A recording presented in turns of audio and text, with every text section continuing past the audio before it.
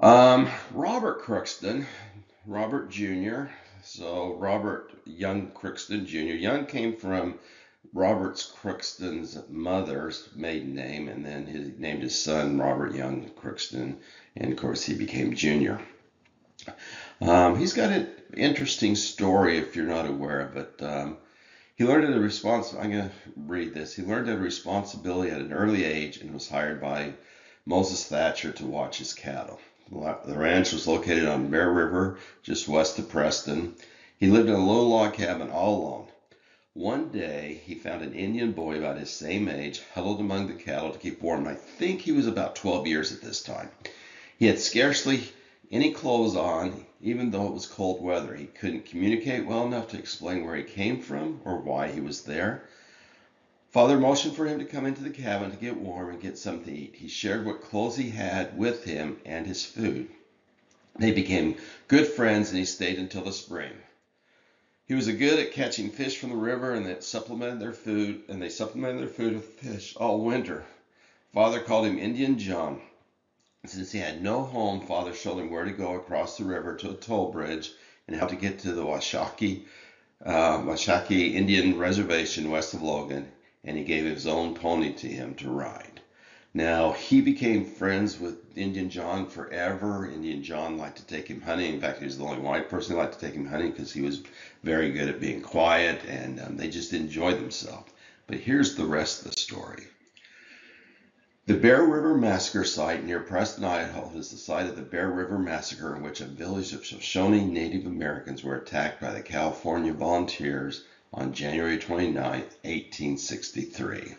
Estimates of Shoshone casualties are as high as 384. The incident has one of the highest recorded casualty counts of the American Indian Wars of the 19th century, but was overshadowed at the time by the events of the ongoing Civil War.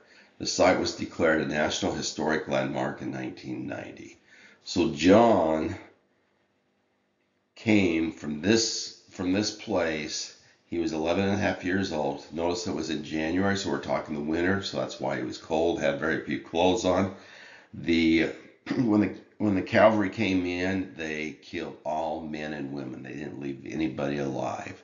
And pretty sad, very sad in our history. If you go up there, they've got an overlook of the valley, and they have there's the one that's I think the Daughters of Utah Pioneers or somebody put up a thing, but then the Indian tribe has actually put out many plaques that explain the whole series of events that happened that terrible day.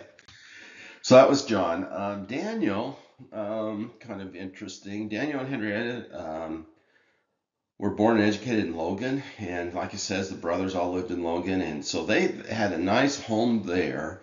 And then toward the 1890s, they were asked, or I guess it was 1898, they were asked to go and settle in Canada. They already had their family with them. They had a nice two-story home. They sold everything and they went up there. It was during the winter. Well, it was early winter. It was late winter that they went up there. So Daniel went up first. Well, they went up and his wife stayed and his children stayed in Montana with her family. And then he went up there and took his cattle and his horses. He was a horseman. That's how he made his living. And when he got to the border, they weren't letting any horses come through because of hoof and mouth disease or whatever they call it. And so what they did, hoof and mouth disease, they went and shot his horses, and so he had no way of bringing them across. And so he had to cross into Canada and settle there. His only way of making a living was his horses, and so now he had to work until he could get enough money to buy horses again. So at that point, the railroad went only as far as Lethbridge, and he had to go to Carson, another 60 miles by stage. And then later, when the mother and children came, they had to come into a blizzard, and their trunks of warm clothes had gone on earlier with their father.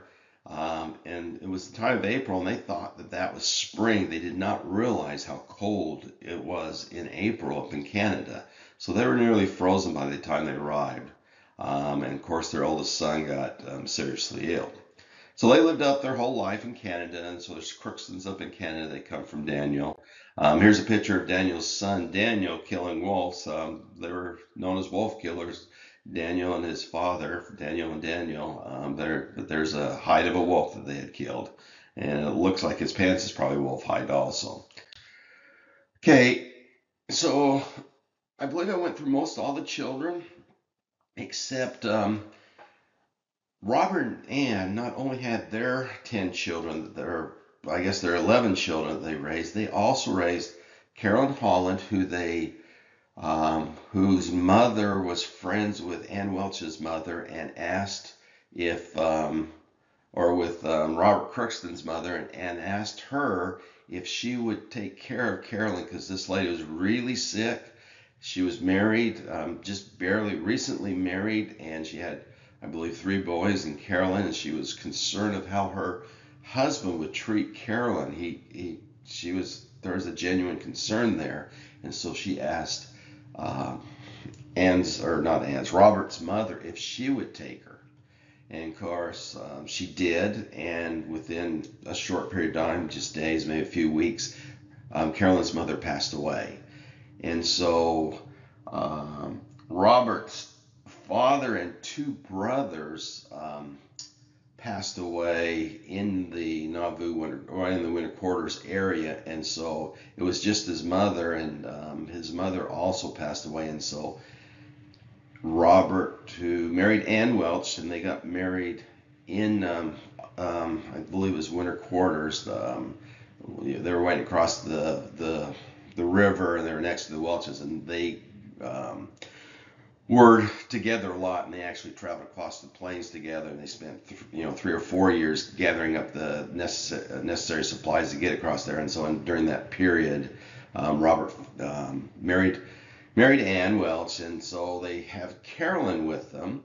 And then when they had in fact, the first 2 children they named after the brothers of Ann Welch, who also lost her 2 brothers. So not only did James lose his brother, but Ann lost 2 of her brothers and her father also there and waiting to go across the plains. So we have Carolyn Holland. She they arrived in Salt Lake, and while they're in Salt Lake, they're there for 2 years. And so Carolyn was with them until they arrived in Salt Lake. They're there 2 years, and then she marries Mr. Lyon, who is a neighbor of the Crookstons there, also from Scotland. He already had a family. But he had Carolyn as his second wife. His first wife had already raised their children, and most of them were grown and left the home. And when he did marry her, that didn't go over too well with his first wife. She moved back to Willow with all her children, lived with one of her daughters, and then later came back and helped Carolyn raise her family. So that's how Carolyn fits in the family. But Carolyn is married and has left Robert and Ann by the time Nicholas was born. And Nicholas, if you read through his history, he went and visited Carolyn many times as he would take prisoners to the prison in Sugar House, the state penitentiary, which was in Sugar House. Not only did Ann and Robert raise Carolyn, they also raised Emma. Emma is my grandfather's sister, and when David was married, he had Emma. They lived in Logan, and then they had Josephine was born, and those were in the first 2 years of their marriage that both of them were born. And right after Josephine was born, his wife dies. David, not having much, went and they lived with Robert and Ann so that they could take care of and the small child, I believe it was Nicholas's wife, would nurse her until David did find somebody that would that he could pay to take care of the youngest child, Josephine, and nurse her, and until she got weaned, and then he had to work, and so there's no way he could take care of both kids, and so Robert and Anne raised Emma until she was about 14, until Anne died, and that's when she was 14. Many of you might know Emma if you've read Robert Crookston's journal. He stops at about 1862 when they're in Moroni, and then Mary Ann, his daughter, continues that, and then Emma writes something after that, and she lived there with Anne and Robert. So they raised her, and they also raised the 3 children for William when William's wife died and he went up to Montana to mine. They raised those 3 children. When those 3 children got old enough, they went to Mercer, which is a mining town, and they went and lived there, and I believe met their spouses there. And Emma, when she was 14, went and lived there also. I think she probably felt that it was a burden on Robert and Anne because they were so old, and really Anne died, and so she felt that she was old enough she could work, and so she went there, and then she tended children, took care of houses and that for a certain family until she met her husband there. So that rounds out the Crookston family, and this here is the youngest 3. Well, not the pretty much the youngest 3. Daniel's not there, but these are the last 3 Crookston's children, Robert and Anne's children, to still be alive. And so you have Ezra, who's on the left. No, that's David's on the left. And then you have Mary Ann, and then you have Ezra. Ezra was the very last child to die, and so we'll just leave it at that.